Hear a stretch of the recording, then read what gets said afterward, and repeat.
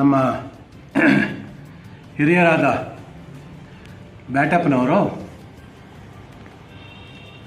ಕರ್ನಾಟಕ ಕೈಗಾರಿಕಾ ಪ್ರದೇಶಾಭಿವೃದ್ಧಿ ವಿಚಾರದಲ್ಲಿ ಎದುರೂರು ಗ್ರಾಮದ ಜಮೀನುಗಳ ಪ್ರಿಲಿಮಿನರಿ ನೋಟಿಫಿಕೇಷನ್ ಏನಾಗಿದೆ ಅದರ ವಿಚಾರದಲ್ಲಿ ಮೊನ್ನೆ ಜಿಲ್ಲಾ ಅಧಿಕಾರಿಗಳಿಗೆ ಒಂದು ಅರ್ಜಿಯನ್ನು ಕೊಡೋಕೆ ಹೋಗಿ ಅರ್ಜಿ ಕೊಟ್ಟ ನಂತರ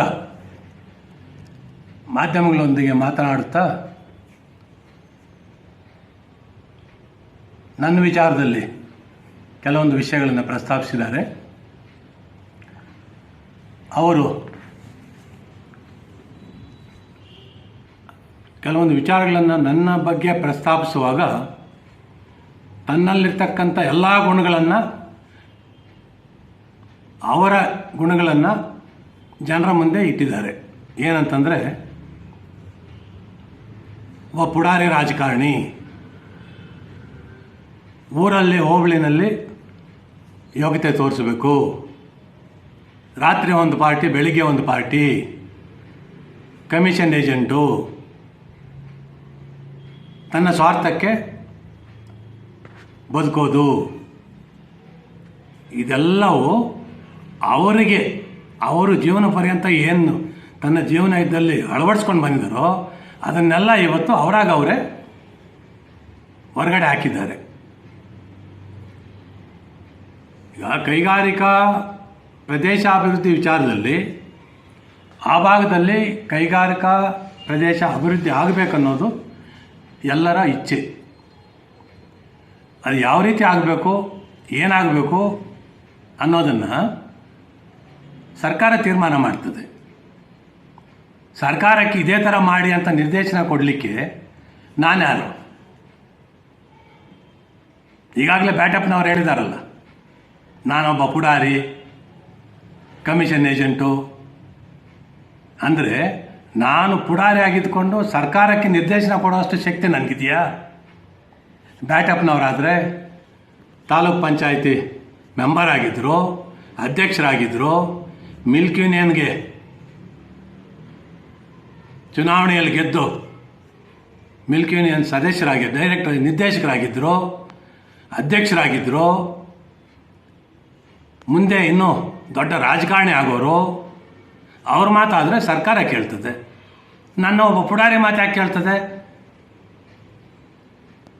ನನ್ನ ಪುಡಾರಿ ಮಾತು ಕೇಳಿ ಅವರು ಅಧಿಸೂಚನೆ ಮಾಡಿದ್ದಾರೆ ಅಂತಂದರೆ ಇನ್ನು ನಿಲ್ಸೋಕೆ ನೀನು ಹೋಗಿದ್ದಿಲ್ಲಪ್ಪ ಬ್ಯಾಟಪ್ಪ, ಅಲ್ಲಿಗೆ ನೀನು ನನಗಿಂತಲೂ ದೊಡ್ಡ ಪುಡಾರಿನ ಚಿಕ್ಕ ಪುಡಾರಿನ?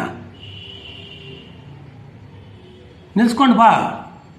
ಕೈಗಾರಿಕಾ ಪ್ರದೇಶಾಭಿವೃದ್ಧಿ ಪ್ರಿಲಿಮಿನರಿ ನೋಟಿಫಿಕೇಷನ್ ಏನಾಗಿದೆ ಅದನ್ನು ಕ್ಯಾನ್ಸಲ್ ಮಾಡಿಸು ನೀನು. ಯಾಕೆಂದ್ರೆ ನಿನ್ನ ತಾಕತ್ತಿದೆಯಲ್ಲ, ನಿನ್ನಿಂದ ಎಷ್ಟಿದೆ ತಾಕತ್ತು?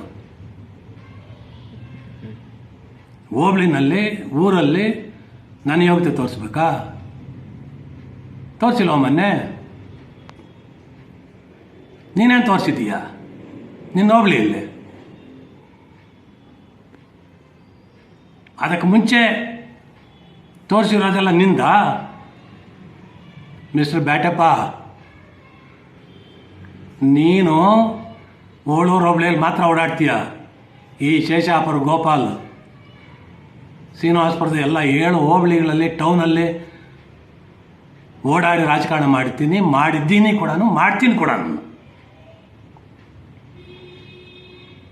ನಿನ್ನ ಹೋಬಳಿಯಲ್ಲಿ ಮೊನ್ನೆ ಏನು ನೋಡ್ತಿದ್ದೀಯ? ನೀನು ಹೋಗ್ತಾ ಗೊತ್ತಿಲ್ವಾ?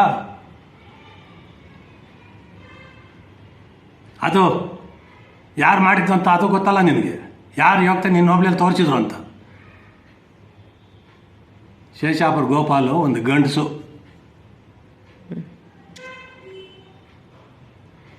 MLA ಕ್ಯಾಂಡಿಡೇಟ್ನ ಊರೂರು, ಪಂಚಾಯಿತಿ ಪ್ರತಿ ಹೋಬಳಿ ಜೊತೆಯಲ್ಲಿ ಹಾಕ್ಕೊಂಡು ಓಡಾಡಿದ್ದೀನಿ. ನೀನು ಎಲ್ಲೆಲ್ಲಿ ಓಡಾಡಿದ್ದೀಯ ಹೇಳ್ತೀಯಾ?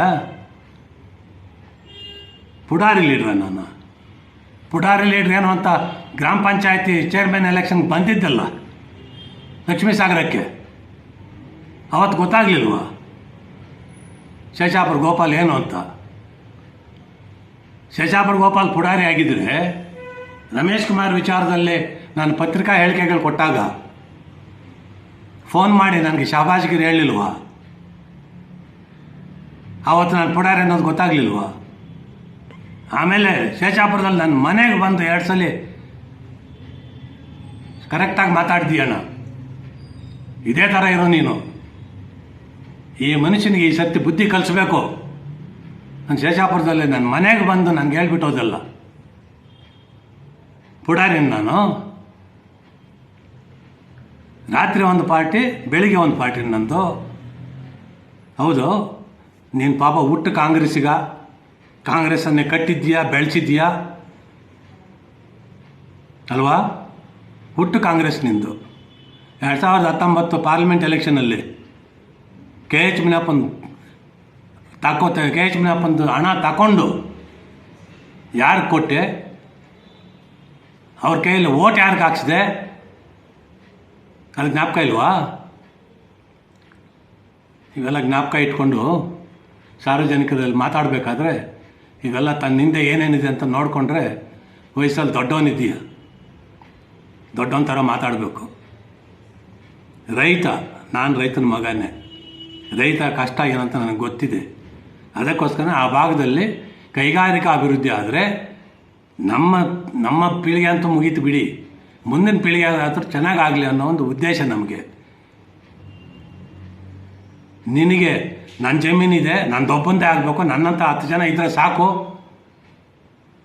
ಅಂತ ನನ್ನ ಉದ್ದೇಶ ಇಲ್ಲ.